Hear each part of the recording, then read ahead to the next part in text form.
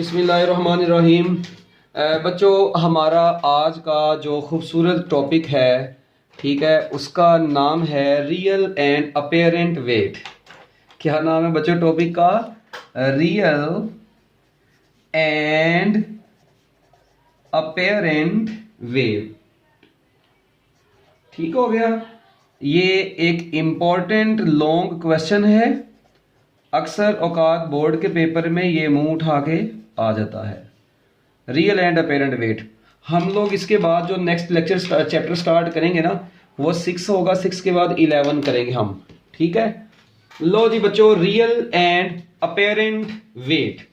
What is the concept of real and apparent wait? बच्चों, सबसे पहले तो आपको ये पता होना चाहिए कि किसी भी बॉडी का वेट क्या होता है, फिर अगली बात होगी ना। अच्छा जी, अब वेट आपको पता है जी बच्चों, वेट क्या चीज है? वेट हम लोग किस चीज को बोलते हैं? रियल एंड अपेरेंट वेट बच्चों हमारा टॉपिक है। तो सबसे पहले आपको किसका पता होना चाहिए? वेट का। बच्चों याद रखना है, gravitational pull of earth acting on a body is called weight. ठीक है, आपको पता है ग्रेविटेशनल पुल अर्थ का जो होता है वो हर बॉडी के ऊपर एक्ट करता है। Gravitational pull of earth, gravitational pull of earth acting on a body, acting on a body is called weight. Gravitational pull of earth acting on a body is called weight. बच्चों, जब भी किसी body के ऊपर gravitational pull of earth act करता है, उस gravitational pull of earth acting on a body को क्या बोलते हैं हम लोग? वेट बोलते हैं। अच्छा, ये तो एक होगी ना बेसिक सी डेफिनेशन ना वेट की। अच्छा, इसके अलावा बच्चों अगर आप लोगों को याद हो ना, तो आप लोगों ने वेट का फार्मूला वो बचपन में पढ़ा था, W is equal to mg। आज तक वही पढ़ते आ रहे हैं। ठीक है, mess of the body and gravitational acceleration, दोनों के प्रोडक्ट को क्या बोलते हैं हम लोग? वेट बोलते हैं। अच्छा बच्चों, याद रखिएगा कि किसी भी ऑब्जेक्ट का जो वेट होता है, किसी भी ऑब्जेक्ट का जो वेट है बच्चों, ग्रेविटेशनल पुल ऑफ अर्थ कहलाता है। Weight of an object on the surface of moon is the gravitational pull of moon on of the object. यानी अगर वेट मून पर देख रहे हैं तो वो ग्रेविटेशनल पुल ऑफ मून कहलाएगा। किसी भी प्लेनेट पर आप लोग किसी भी ऑब्जेक्ट का वेट देख रहे हैं, वो उस प्लेनेट पर उसका ग्रेविटेशनल पुल कहलाएगा। तो gravitational pull of earth acting on a body is called weight, gravitation weight on earth. ठीक है। अच्छा, अब ये जो वेट होता है ना बच्चों, हम लोग कहते हैं जी ये बेसिकली दो तरह का कंसीडर होता है। हम लोग बोलते हैं जी ये वेट रियल भी हो सकता है, और ये जो वेट है बच्चों ये अपेरेंट भी हो सकता है। Weight of a body is said to be real if a body lies in an elevator which is, बच्चों इसकी डेफिनेशन लिखें। Weight of a body is said to be real, weight of a body is real if, weight of a body is real if body lies in an elevator, lies in an elevator which is at rest or moving with uniform velocity, or moving with uniform velocity। बच्चों अगर कोई body rest की हालत में है या uniform velocity से move कर रही है, ठीक है, एलिवेटर में, तो बच्चों उस वक्त उसका जो वेट होगा उसको हम लोग क्या नाम देंगे? रियल वेट का नाम देंगे। बच्चों weight of a body is said to be real if the body lies in an elevator which is at rest और मूविंग विद यूनिफॉर्म वेलोसिटी। बच्चों अगर कोई बॉडी रेस्ट पर है या यूनिफॉर्म वेलोसिटी से मूव कर रही है, किसी एलिवेटर में है, तो हम लोग कहेंगे उस बॉडी का वेट रियल है। ठीक है। अच्छा, और बच्चों weight of a body appears to be change, weight of a body, weight of a body appears to be changed, weight of a body appears to be changed when body lies in an elevator, lies in an elevator, when body lies in an elevator which is accelerating, which is accelerating upward or downward, which is accelerating upward or downward with certain acceleration, with certain acceleration ए। लो जी बच्चों, किसी भी body का जो wait है वो चेंज होता शो होता है। अपेरेंट का मतलब होता है ना, मतलब बजाहिर जो चीज चेंज हो रही हो, तो weight of a body appears to be change. ठीक है बच्चों, ये बजाहिर होता है, ये नजर आता है आपको, मतलब वेट चेंज होता हुआ महसूस होता है। ठीक है अपेरेंट। ठीक है, रियल वेट कभी भी किसी भी बॉडी का बच्चों चेंज नहीं होता, अपेरेंट वेट है जो चेंज होता है। अभी देखो, अभी आगे तो अभी तो पार्टी शुरू हुई है। देखें, मैं ना इसको बच्चों को बताता हूं। बच्चों, एक ना चीज होती है, एक टर्म होती है फ्रेम ऑफ रेफरेंस। ठीक है, ये थोड़ी सी एक्स्ट्रा बात बता रहा हूं, ये बेशक पेपर में ना लिखिएगा। आप लोग पेपर में वेट की डेफिनेशन लिखेंगे, रियल वेट की डेफिनेशन लिखेंगे, अपेरेंट वेट की डेफिनेशन लिखेंगे। ये एक छोटा सा नोट देने लगा हूं बच्चों। देखें, फ्रेम ऑफ रेफरेंस हम लोग उस जगह को बोलते हैं जिस जगह पर बैठ के आप लोग कोई भी एक्सपेरिमेंट कर रहे हो ना, वो जगह, वो कोऑर्डिनेट सिस्टम जिस जगह पर आप लोग किसी भी एक्सपेरिमेंट को परफॉर्म कर रहे होते हैं, उस जगह को बच्चों बेसिकली हम लोग क्या बोलते हैं, फ्रेम ऑफ रेफरेंस बोलते हैं। तो इसको कोऑर्डिनेट एक्सिस भी बोला जाता है। तो फ्रेम ऑफ रेफरेंस वो प्लेस जिस प्लेस पर आप लोग कोई भी एक्सपेरिमेंट परफॉर्म कर रहे हैं। आप लोग अपने कॉलेज की लैब में कोई एक्सपेरिमेंट परफॉर्म कर रहे हैं, तो कॉलेज की लैब आपका फ्रेम ऑफ रेफरेंस है। ठीक है, आप लोग अगर अपने घर में बैठे कोई एक्सपेरिमेंट कर रहे हैं, आप लोग सैटेलाइट में बैठे कोई एक्सपेरिमेंट कर रहे हैं, आप लोग ट्रेन में बैठे कोई एक्सपेरिमेंट कर रहे हैं, वो जगह जहां पर बैठ के आप लोग कोई भी एक्सपेरिमेंट को परफॉर्म कर रहे हैं, उसको फ्रेम ऑफ रेफरेंस बोलते हैं। अच्छा, ये फ्रेम ऑफ रेफरेंस ना बच्चों दो तरह का होता है।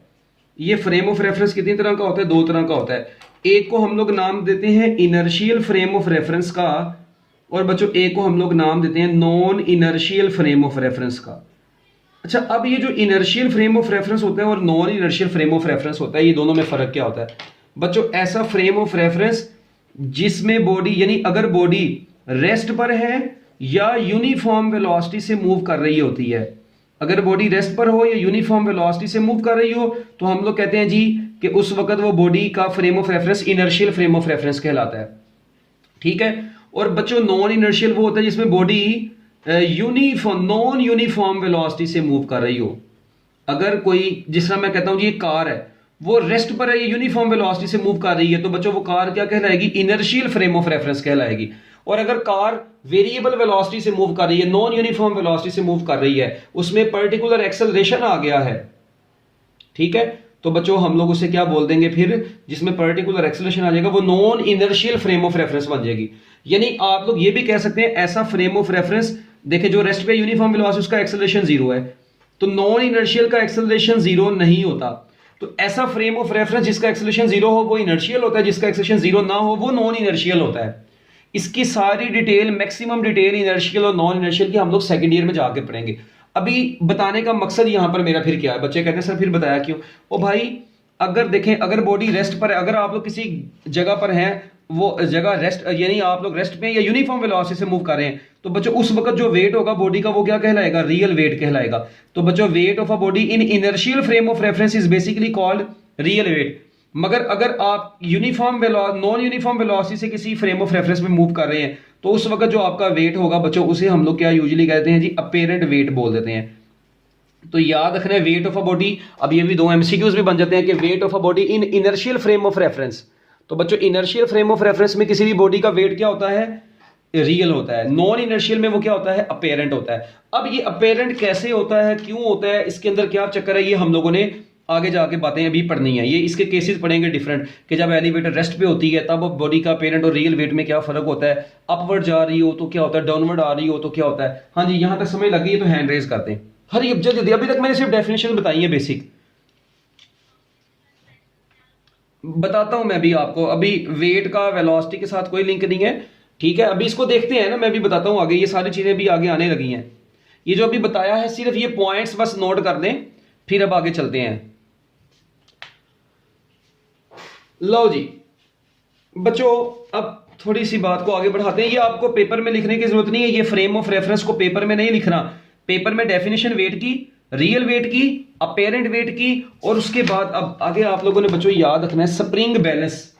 ठीक है जी, एक ना स्प्रिंग बैलेंस एक ऐसा मतलब बैलेंस है जी जिससे हम लोग both real and apparent wait, both real and apparent weight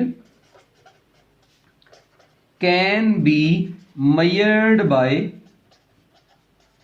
can be measured bye a spring balance.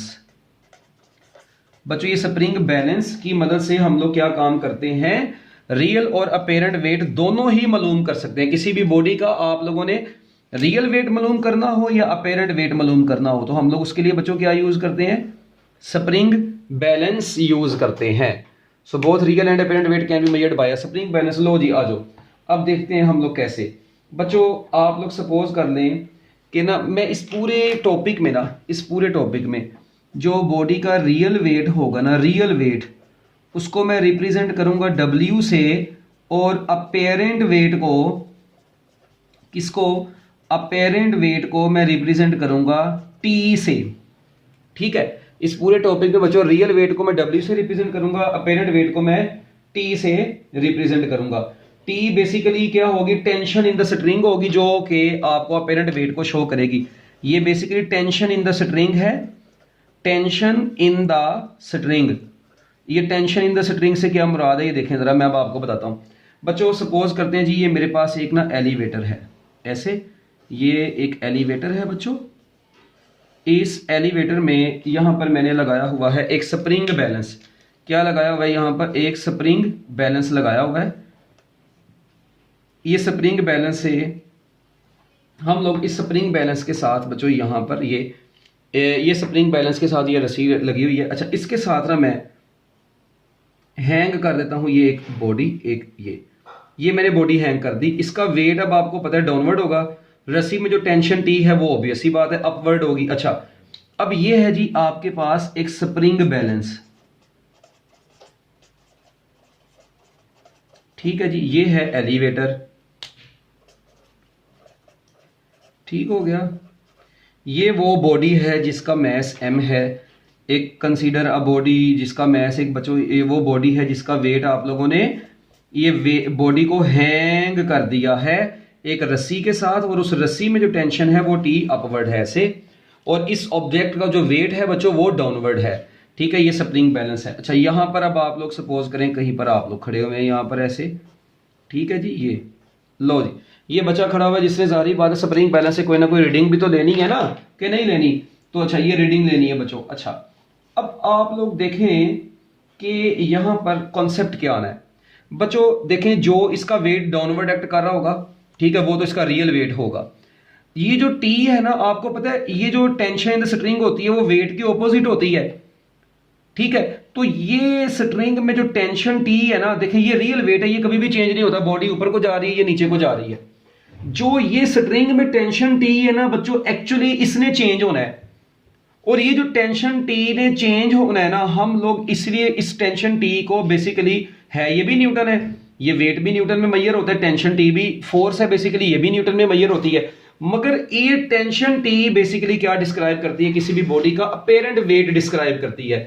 ये बॉडी एलिवेटर में लगी है, एलिवेटर, अच्छा कई लोगों को भैया ये नहीं पता होगा एलिवेटर क्या होती है, चर्सी लोगों लिफ्ट सुना हुआ कभी नाम, पेंडू लोगों लिफ्ट की बात हो रही है, ये एलिवेटर, मैं मुझे सॉरी सर गलती हो गई है, मतलब का बोला नहीं। कई दफा बच्चे में सवाल कोई सर जी पूरा टॉपिक हो सर जी ये एलिवेटर क्या होती है, बेशक हम लोगों एलिवेटर से मुराद है लिफ्ट, ठीक है, तो ये याद रखना, भूल ना जाना। अच्छा अब लिफ्ट के अंदर आप लोगों ने ऐसे छत के साथ एक स्प्रिंग बैलेंस लगाया है, पास आप लोग खड़े हैं। अब एक ऑब्जेक्ट जिसका वेट आप लोगों ने मेजर करना है उसको आप लोगों ने हैंग कर दिया है। अब देखें जो उसका वेट होगा वो डाउनवर्ड, रियल वेट जो होगा वो डाउनवर्ड होगा, और स्ट्रिंग में जो टेंशन T होगी वो बेसिकली उसके अपेरेंट वेट को शो करेगी।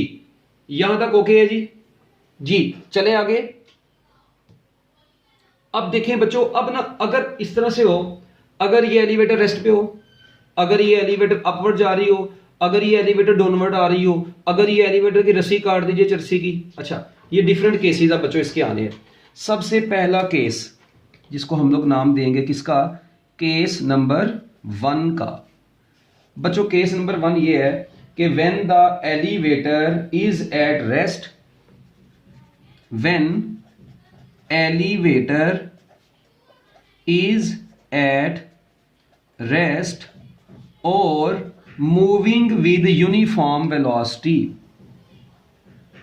when elevator is at rest or moving with uniform velocity।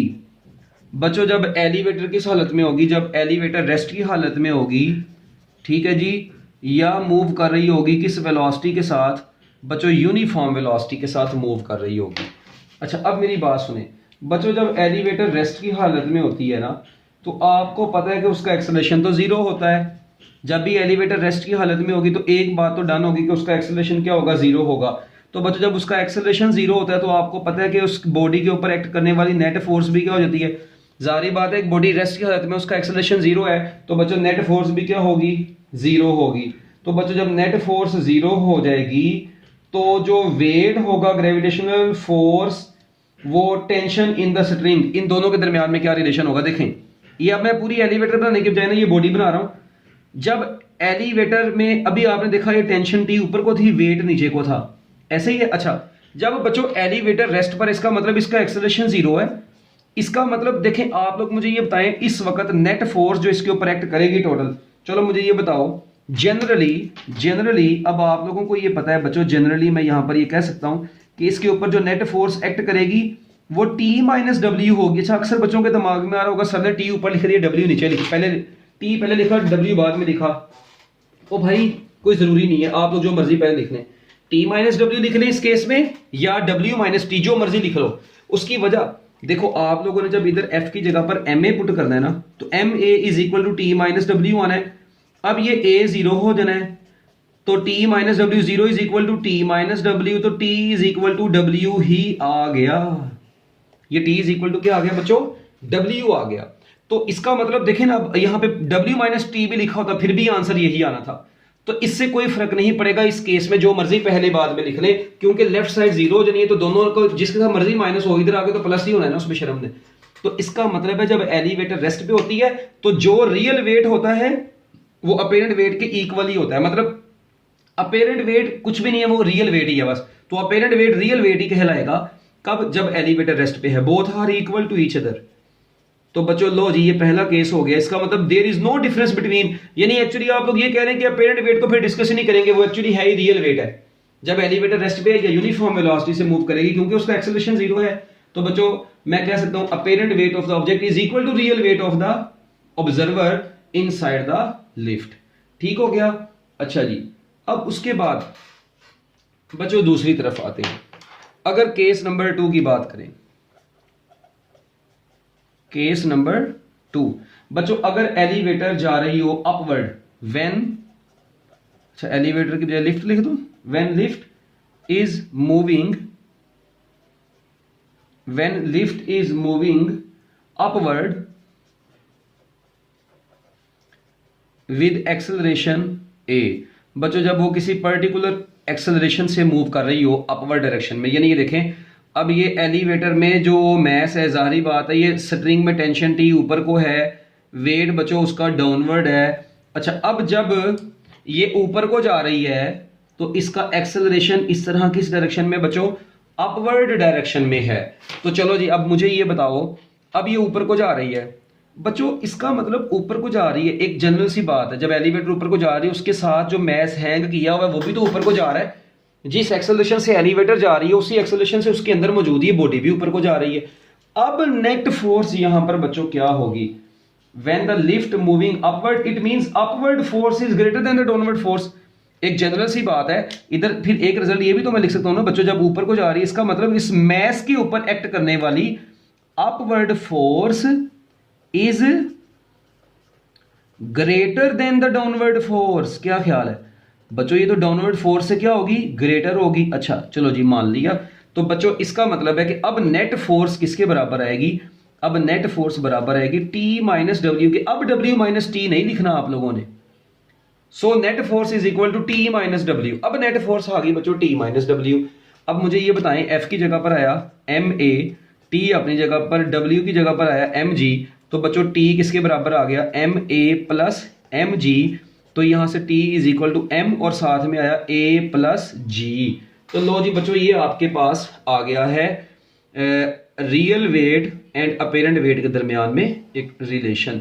तो वैसे भी आप लोग थोड़ा सा भी गौर कर सकते हैं, अगर ये तो MG प्लस A आया ना, अच्छा इसी को मैं ऐसे लिख सकता हूं further also T is equal to MA plus MG। अगर मैं दोबारा से लिख दूं, यहां पे बताने का मकसद ये है कि एम जी जो टी है ना वो बच्चों एम जी से बड़ा है, यानी अपेरेंट वेट रियल वेट से बड़ा आ गया कितने बाय कितने factor, by factor M A.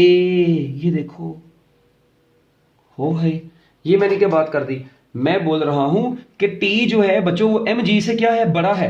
ये देखें साफ नजर आ रहा है, T is equal to M A plus M G, इसका मतलब टी एम जी से बड़ा है, कितने टाइम्स बड़ा है, एम ए टाइम्स बड़ा है। तो बच्चों इसका मतलब क्या है, इसका मतलब है apparent weight is increased by an amount M A then its actual weight. इसका मतलब कि जब एलिवेटर ऊपर को जा रही होगी बच्चों, जब एलिवेटर किस तरफ जा रही होगी, ऊपर को जा रही होगी, तो apparent weight is greater than the real weight. तो बच्चों इसका रिजल्ट ये निकला, apparent weight is greater than actual weight. ठीक है जी, ये एक्चुअल वेट से ज्यादा शो होगा आपको। ठीक है, नहीं पुत्र ऐसे नहीं है, मैं आपको बताता हूं। ये देखो अगर आपके पास लिखा हो, जनरल सी बात है, अगर लिखा हो जी बच्चों x plus Y is equal to 2, या x इज इक्वल टू, चलो ये लिखा हो x is equal to Y plus 2, तो आप क्या कहोगे कि x y से बड़ा है कितने टाइम्स, 2 टाइम्स। या आप ये कहेंगे जी y जो है ना वो x से छोटा है 2 टाइम्स। ठीक है, ये भी आगे जाके इक्वेशन आती है। तो अभी आप लोग बस ये ज़हन में रखें ना, t is equal to w plus M A, इसका मतलब उसके वेट में एम ए ऐड हो गया है, इसका मतलब वेट में एम ए ऐड हुआ तो टी आया, इसका मतलब टी बड़ा है इन दोनों से। देखो अगर 2 प्लस 3 लिखा होता यार, 2 प्लस 3 इज इक्वल टू 5, तो 5 इन दोनों से ही बड़ा है। क्या ख्याल है, अगर तुम अकेला 2 को देखो तुम कहोगे 5 2 से बड़ा है कितने टाइम्स, 3 टाइम्स। अगर तुम अकेला 5 को 3 से देखोगे तुम कहोगे 5 3 से बड़ा है, आगे 2 बाय द फैक्टर 2। लो जी बच्चों, ये आपके पास यहां से, इसका मतलब वैसे रियल में भी ऐसा होता है, जब आप लोग एलिवेटर में खड़े हुए हैं तो आप देखते हैं आप लोग ऊपर जाते हैं, आपके दिल की धड़कनों को कुछ कुछ होता है, वो आपके दिल की जो वाइब्रेशन है उसकी फ्रीक्वेंसी में चेंज आता है। ठीक है, उसके टाइम पीरियड में चेंज आता है, और अपेरेंट वेट आपका जो है वो बढ़ रहा होता है। अब ये नहीं है पता लगे तुम लोग ये समझो कि पता नहीं हम ऊपर जा रहे हैं तो भाईजान हम लोग जो है ना वो भारी होते जा रहे हैं। ओ भाई अपेरेंट वेट है ये, जस्ट अपेरेंट कंसीडर हो रहा है, मतलब अपीयर्स टू बी चेंज्ड। ठीक है, और किस लिहाज से, वो किसी वजह से, ग्रेविटेशनल एक्सेलरेशन की वजह से। क्योंकि देखें जब आप लोग ऊपर को जा रहे होते हैं ना, एक बात सुने एलिवेटर में, तो देखें आपका जो वेट था ना वो एम जी था, आप लोग देखें ना एम जी, मगर आप लोग देखें आपके मैस में पहले जी था, मगर अब वो जो एलिवेटर का एक्सेलरेशन है वो भी ऐड हो गया। वही देखें आपकी बॉडी के जो एक्सेलरेशन था जी था पहले ग्रेविटी के अंडर, मगर उसमें वो एलिवेटर का भी एक्सेलरेशन ऐड हो गया, जिस एक्सेलरेशन से आप लोग ऊपर को जा रहे हैं। तो वो टोटल मिलके T is equal to m into a plus g आ गया। ओके बच्चों, ओके अच्छा जी, तो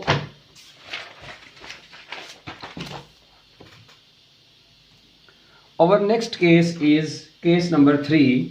बच्चों ये केस नंबर 3 हमारा क्या है, केस नंबर बच्चों केस नंबर 3 ये है, when elevator is moving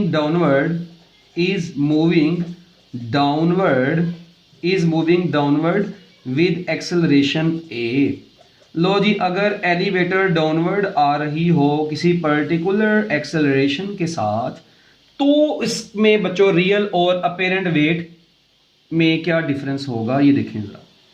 बच्चों देखें जब एलिवेटर डाउनवर्ड आ रही है, एक जनरल सी बात है, जब एलिवेटर ऐसे डाउनवर्ड आ रही है, देखें रस्सी में तो टेंशन टी जिसके साथ लटकाया वो तो अपवर्ड ही है। अच्छा अब मुझे ये बताओ, अपेरेंट वेट तो उसका अपवर्ड है, रियल वेट डाउनवर्ड है, मगर अब ये नीचे को आ रही है, तो ऑब्वियस ही बात है जब इसने नीचे को आना है तो अब डाउनवर्ड फोर्स ज्यादा हो जानी है। इसका मतलब ये हुआ, मैं यहां पर ये कह सकता हूं अब नेट फोर्स बच्चों कितनी निकलेगी, अब नेट फोर्स बराबर आएगी W माइनस टी के। अच्छा एक बात तो ये हो गई, तो बच्चों यहां से आया M A is equal to W minus T, तो T is equal to, T इधर ले आए एम ए उधर ले जाए, तो T बराबर आ जाएगा W माइनस एम ए के, ऐसे ही है। अच्छा अब या आप लोग ऐसे भी लिख सकते हैं W is equal to T plus M A, ये लो। तो यहां से क्या बच्चों रिजल्ट निकला, यहां से एक रिजल्ट तो ये निकल गया कि यहां से क्लियरली नजर आ रहा है अब W T से बड़ा होगा by the factor M A times. क्या ख्याल है, तो बच्चों मैं कह सकता हूं कि real weight is less than, ठीक है जी, apparent sorry real weight is greater than, या apparent weight is less than the actual weight. ये देखें अपेरेंट वेट कम हो जाएगा एक्चुअल वेट से कितने टाइम्स, ma टाइम्स। या मैं ऐसे भी कह सकता हूं कि real weight is greater than the apparent weight by the factor ma। बात तो एक ही है ना, तो इसका मतलब ये है उसके ऑपोजिट ही है। तो बच्चों यहां से ये पता चला, वहां पर मैंने क्या लाइन लिखी थी, मैंने लिखा था apparent weight is greater than the actual wait. तो यहां पर क्या होगा बच्चों, मैं यहां पर क्या लिखूंगा, अपेरेंट वेट अब कम हो गया है, apparent weight is less then actual wait. तो लो जी बच्चों, अब आपका अपेरेंट वेट जो होगा वो एक्चुअल वेट से क्या हो जाएगा, कम हो जाएगा। यार मैथमेटिकल चीज है, आप लोग समझदार लोग हैं। ऑल्सो एक चीज और बच्चों, मैं ऐसे भी तो लिख सकता हूं T is equal to M ji minus M A, क्योंकि देखें ना W की जगह पर एम जी लिख दें, m ji minus M a, तो मैं ऐसे भी तो लिख सकता हूं T is equal to m into g minus a. तो यहां से भी पता चल रहा है जब एलिवेटर ऊपर को जा रही होगी, जब एलिवेटर ऊपर को जा रही होगी तो देखें M G, M mass of the body, अच्छा उस बॉडी के ग्रेविटेशनल एक्सेलरेशन में से वो एक्सेलरेशन माइनस हो गया, जिस एक्सेलरेशन से वो नीचे को आ रही है वो माइनस हो गया एक्सेलरेशन। तो बच्चों T is equal to m into g minus a आ गया। इसका मतलब जब एक्सेलरेशन माइनस हो जाएगा तो अपेरेंट वेट अब एक्चुअल वेट से कम हो जाएगा। सपोज करें आपका एक्चुअल वेट 10 था, आपको वो 10 से कम अब शो होगा। आप लोग वहां पे स्प्रिंग बैलेंस से अपना मैस मेजर कर लो यार, जो बंदा ऊपर जा रहा है नीचे आ रहा है उसका वेट भी चेंज हो रहा है, वो जो वेट चेंज हो रहा है that is known as apparent weight. उसके बाद बच्चों last but not the least बच्चों केस है व्हेन एलिवेटर, हुए हुए एलिवेटर की रस्सी काट दी, when elevator is falling freely.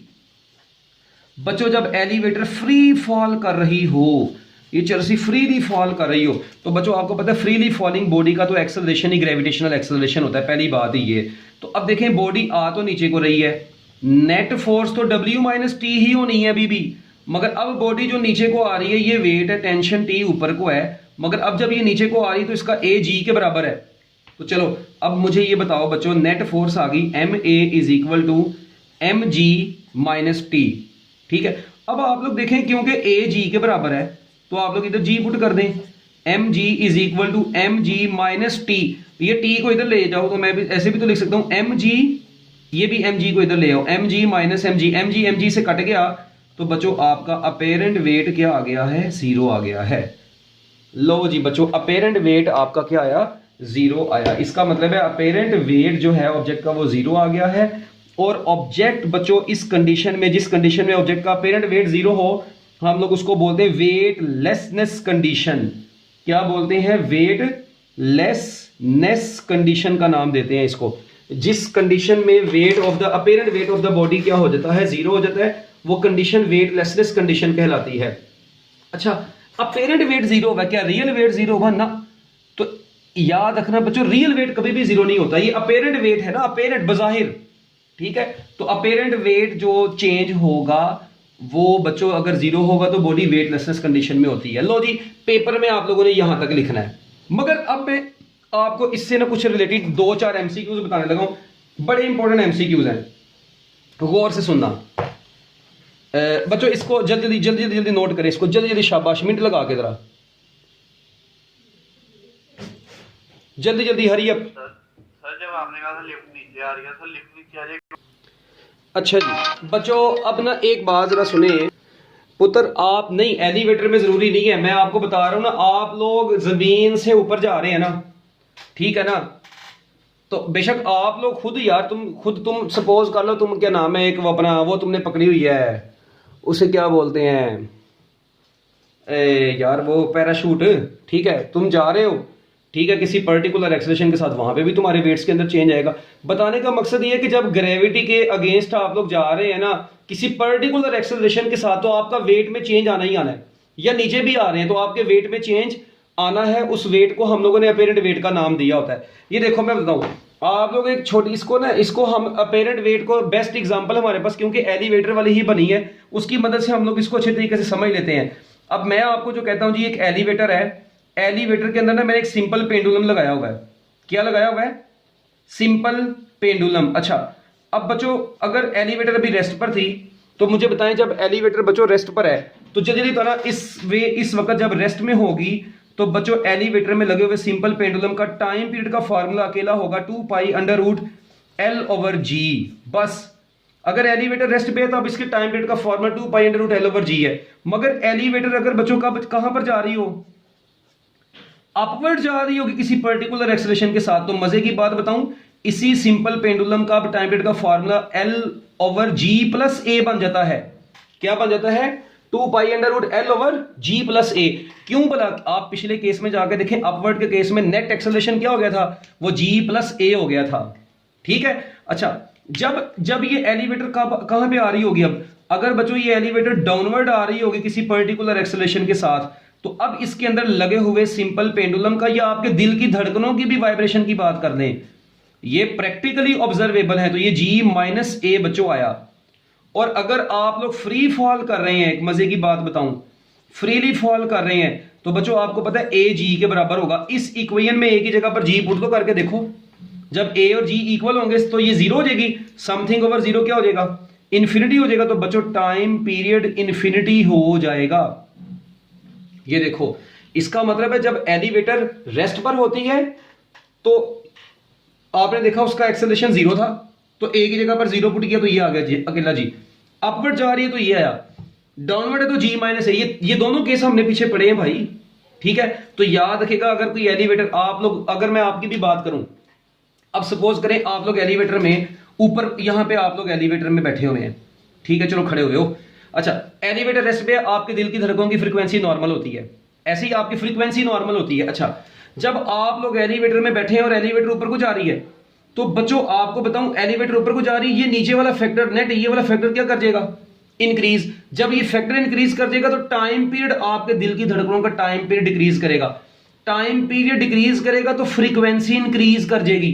इसका मतलब है आपकी वाइब्रेशंस, जो आपके हार्ट की वाइब्रेशंस हैं, वो बड़ी फास्ट हो जाएंगी। अब बड़ी फास्ट से मुराद ये नहीं कि धड़कनें निकल के बाहर आई होंगी, मतलब पहले से फास्ट हो जाएंगी और आप लोगों को अपने वेट में चेंज फील होता है। तो इसका मतलब जब एलिवेटर अपवर्ड जा रही होती है तो जो भी वाइब्रेट कर रही होगी ना इसके अंदर चीज, उसकी फ्रीक्वेंसी ओवरऑल बढ़ जाएगी, उसकी फ्रीक्वेंसी और वाइब्रेशन बढ़ जाएगी। अच्छा, डाउनवर्ड आ रही होगी तो नेट एक्सेलरेशन डिक्रीज कर गया है, टाइम पीरियड इंक्रीज कर जाएगा, तो फ्रीक्वेंसी क्या कर जाएगी? अब फ्रीक्वेंसी डिक्रीज कर जाएगी। फ्रीक्वेंसी डिक्रीज कर जाएगी, इसका क्या मतलब है कि जो वाइब्रेशंस हैं वो कम होना शुरू हो जाएंगी। और एक मजे की बात, अगर आप एलिवेटर में और आपको पता चल गया भाई ना रस्सी कट गई है, जब रस्सी कट जाएगी चरसी लोगों, तो मुझे बताओ टाइम पीरियड इंफिनिटी हो गया, फ्रीक्वेंसी जीरो हो गई, इसका मतलब है आपकी वाइब्रेशन स्टॉप हो जाएंगी, आपके दिल की धड़कनों की फ्रीक्वेंसी स्टॉप हो जाएगी और तुम लोग फुड़क जाओगे। क्या कर जाओगे? है ना, पहले ही है जमीन पे पहुंचने से पहले ही, ठीक है जी, हाँ जी, तुम लोगों के कुल पड़े जाएंगे। ठीक है, तो यही याद रखना है बच्चों कि अगर ये चार केस याद हो जाएंगे ना, ये बड़े इंपॉर्टेंट एमसीक्यूज हैं। अच्छा, मुझे एक छोटी सी बात बताएं, एक एमसीक्यू मैंने बोर्ड के पेपर में देखा, उसने पूछा हुआ जी, a body of mass 10 kg is falling freely, ठीक है जी, is falling freely, its real weight is. अब मुझे बताएं बच्चों, रियल वेट जो उसका होगा वो तो mg से निकालेंगे, जो उसका अपेरेंट वेट होगा वो क्या होगा बताएं? अ body of mass 10 kg is falling freely, it's apparent weight will be, तो बच्चों अपेरेंट वेट जीरो होगा। अब देखें, अ body of mass 20 kg is falling freely, बच्चों अब देखें फ्री फॉल कर रही है बेशक, ओ भाई उसका अपेरेंट वेट क्या होगा? उसका अपेरेंट वेट में AW बस लिख रहा हूं, वो तो जीरो ही होगा क्योंकि फ्री फॉल के केस में अपेरेंट वेट जीरो ही होना है। मगर जो उसका रियल वेट है बच्चों, वो तो mg से निकलेगा, वो तो 20 × 10, जो कि आंसर आपका तकरीबन कितना आ जाएगा? 200 न्यूटन आएगा। तो अपेरेंट वेट आपका बच्चों जीरो नहीं होगा, सॉरी, रियल वेट आपका जीरो कभी भी नहीं होगा। रियल वेट हमेशा ऑब्जेक्ट के ग्रेविटेशनल एक्सेलरेशन और मास के प्रोडक्ट से ही निकलेगा। तो ये बड़ा इंपॉर्टेंट एमसीक्यू था बच्चों, जो कि आप लोगों को पता होना चाहिए। और इसी तरह अब वो आप लोगों से ये भी एमसीक्यू पूछ लेता जी, अगर बताएं, अगर एलिवेटर अपवर्ड जा रही हो एक्सेलरेशन जी के साथ ही, एलिवेटर अपवर्ड जा रही है और उसका एक्सेलरेशन है, सपोज करें a = 2g, अच्छा इस एक्सेलरेशन से ऊपर को जा रही है, तो a की जगह पर 2g पुट तो करो, 2 pi under root L over a की जगह पर 2g पुट करोगे तो वो 3g आ जाएगा। तो जो नया टाइम पीरियड आया वो बच्चों, मैं ये भी लिख सकता हूं, नया time period t over under root 3 होगा। ये देखो कई लोगों को दोहरा पड़ने लगा इस बात पे, जो नया टाइम पीरियड होगा वो t ओवर अंडर रूट 3 कैसे? ओ भाई देखो, a की जगह पर 2g plus g 3g, okay माना। तो बच्चों ये अंडर रूट 3 डिनोमिनेटर वाले बाहर निकालें, 2 पाई एल ओवर जी अंडर रूट पूरा मिलकर टाइम पीरियड बन जाएगा। इसका मतलब जो नया टाइम पीरियड है वो पहले से √3 टाइम्स कम हो गया, तो फ्रीक्वेंसी क्या होगी √3 टाइम्स बढ़ गई होगी। तो बच्चों इस तरह के इस टाइप के एमसीक्यू अक्सर औकात पेपर में आ जाते होते हैं कि अगर ये ए, अब ए ये वाला ए आपको पता है जी से बड़ा नहीं हो सकता, आंसर माइनस में आ जाएगा। जब नीचे आना है तो आपका जो एक्सेलरेशन है वो g/2 g/3, ये भी यूजुअली जी से बड़ा नहीं एक्सेलरेशन लेते हैं हम लोग, जी से बड़ा नहीं लेंगे, जी से छोटा ही लेंगे। मैंने एक एग्जांपल दी है बस आपको। तो लो जी बच्चों, ये था आपका रियल एंड अपेरेंट वेट का छोटा सा टॉपिक एमसीक्यूज के साथ साथ।